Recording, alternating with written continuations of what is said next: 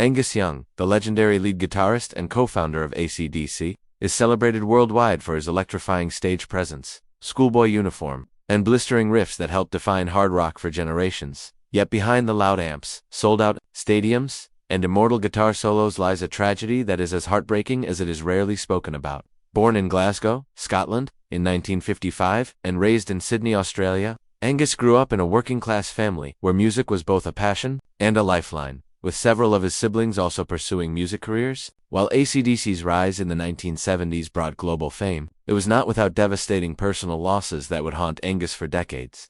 The first and perhaps most shattering blow came in 1980, when Bon Scott, AC/DC's charismatic and hard-living frontman, died suddenly from acute alcohol poisoning at just 33 years old. For Angus, Scott was more than a bandmate. He was a friend, a partner in mischief, and a vital creative spark, and his death forced the band to face the unthinkable at the height of their momentum, while they rallied to record Back in Black. As a tribute, the loss left a permanent scar. Years later, tragedy struck again within his own family when his older brother and AC/DC co-founder Malcolm Young began to suffer from dementia, a slow and cruel decline that eventually forced him to retire from the band in 2014. Angus, who had built AC/DC's identity alongside Malcolm's rock-solid rhythm guitar, was devastated watching his brother's mind fade, and he shouldered the heavy responsibility of keeping the band going while privately grieving. Malcolm's death in 2017 at just 64 years old was another crushing blow, compounded by the fact that Angus had lost not just a sibling but his lifelong musical partner. Adding to this was the near-simultaneous death of his older brother George Young, a mentor and producer who had guided AC/DC in their formative years.